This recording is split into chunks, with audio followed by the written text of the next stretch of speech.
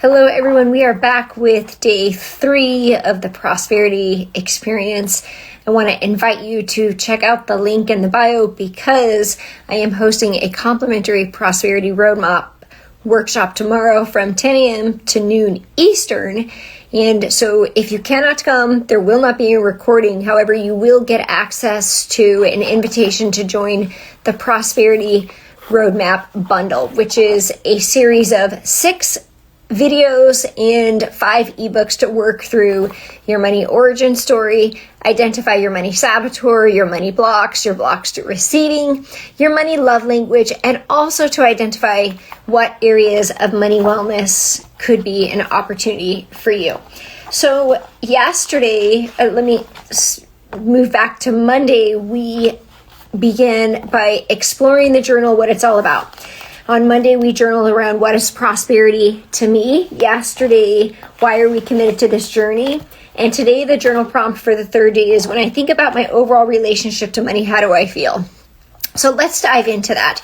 This is where we get to really identify what our money saboteur is. I shared about the money saboteurs yesterday. I'll review them again today. And also our money block, but also be curious about our relationship to money and where it came from and why it might be so hard to nurture that relationship. Maybe you're somebody who avoids or you don't talk about it. Maybe you're a business owner that has experienced shame around debt or bad business decisions. And so you don't really want to manage your money. So you let your tax accountant do everything and just hope that you don't owe anything at the end of the year. Maybe you've been through betrayal, like a divorce or a business partnership breakup, where you lost a lot of money and you carry a huge deal of shame. Shame is the second biggest money block. The first one is that hard work equals success.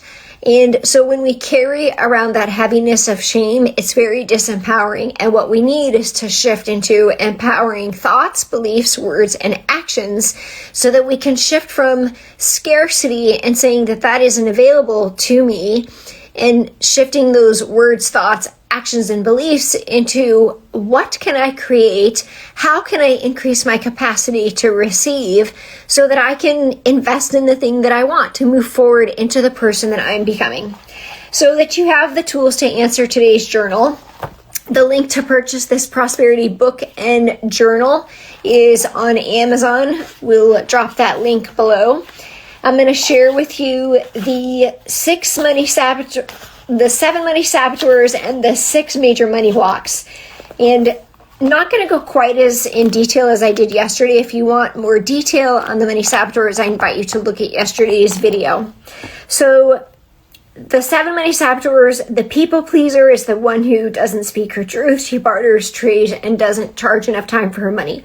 The martyr is the perfectionist. Often feels frustration and resentment because even though she gives, she expects something in return.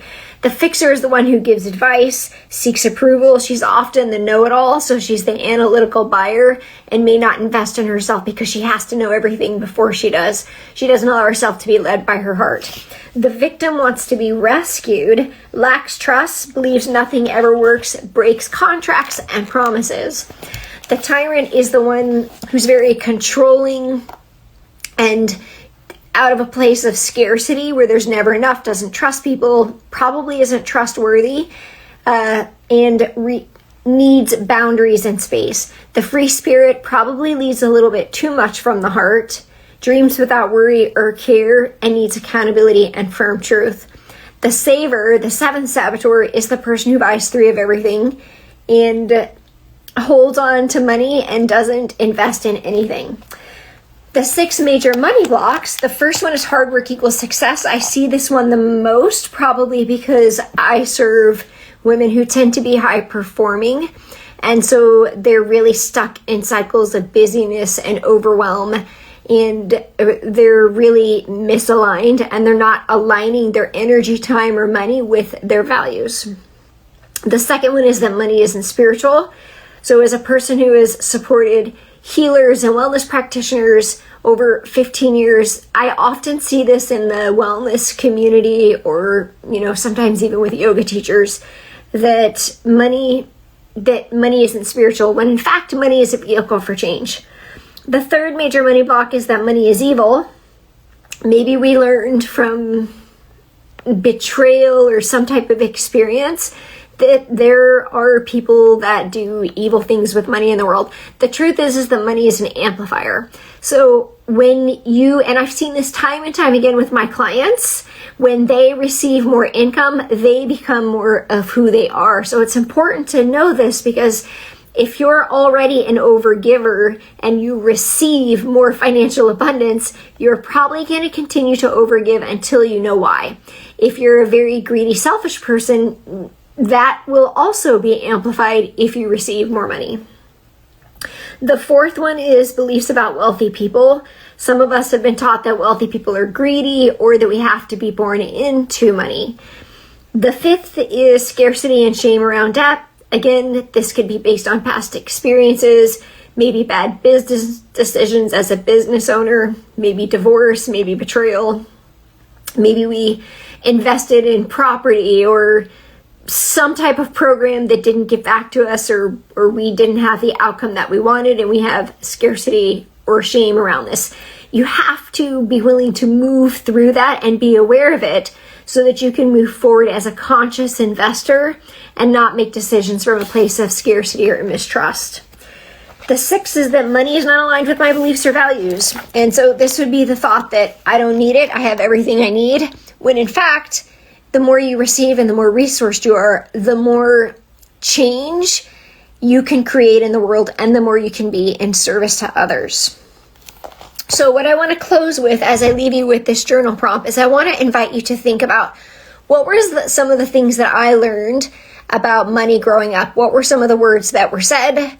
What environment did it create? Did it create peace? Did it create harmony? Did it create stress? Did it create arguments?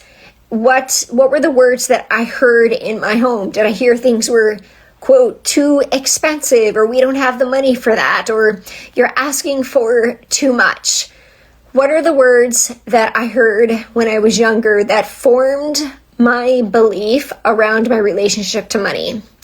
And get really clear on, is this actually truly what you believe or what you've been taught? Because sometimes people are, because of the generational cycle that we're in, when we think about, for example, myself, I was born in the 70s. So my parents were born in the early 50s. And so their parents lived through the Depression. So there's a lot of scarcity when somebody lives through the Depression and World War I and II. And then when you get to, anybody who's born after a millennial, they've been born in a time where there's a lot more material abundance because time seems to be speeding up. More things are created. There's more available. We're really living in a time where we can create anything we want. There's so much possibility and opportunity out there. I know a lot of people that I support that are entrepreneurs that make a robust, abundant income working from home when they used to have a corporate career and maybe made half the money. I'm one of those people, and worked 5 times as much. So we're really living in a world with a lot more possibility. The technology has created that, and it's created an abundance of possibilities. So thinking about what you've been taught, but what you actually really know to be true for you. And also, most importantly, remember that someday you're going to be somebody's ancestor. So what do you want to teach your children? What do you want them to learn?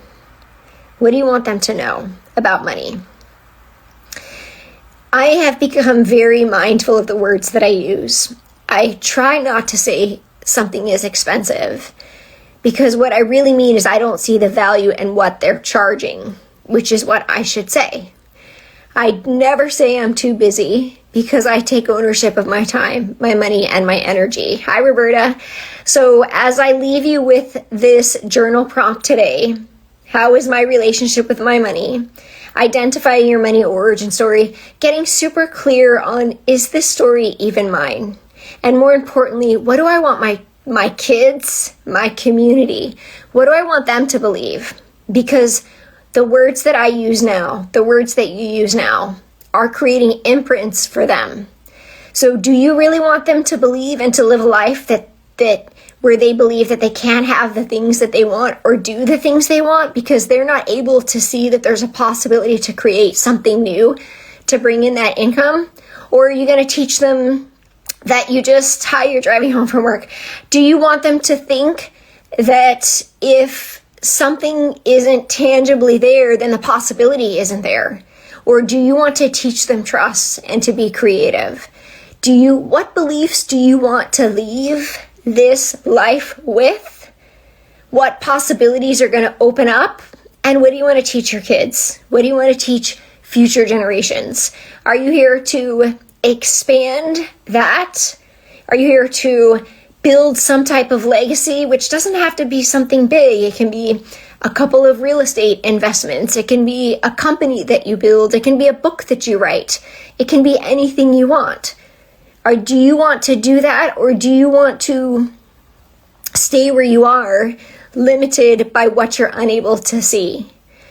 So thank you for joining in. I want to invite you to also catch the live that I did today with Audrey Heesh. She is an accountant, and we talked a lot about small business owners, the intention, clarity, and confidence that you get from financial literacy. We talk a lot about how it's important to nurture that relationship, just like it is with exercise and food and your children. Money is a relationship that when you nurture it, it gives back to you. So we'll be doing that all week through this live journaling experience. Join me tomorrow from 10 a.m. to 12 for the Prosperity Roadmap Workshop. It's complimentary. I'm dropping the link below to sign up if you haven't signed up already. And there will not be a recording. It's live only. However, if you do sign up, you'll be invited to join in and receive the Prosperity Roadmap bundle. So I hope you go and have a wonderful, prosperous, beautiful, and cold Wednesday, and I will see you again tomorrow. Aloha.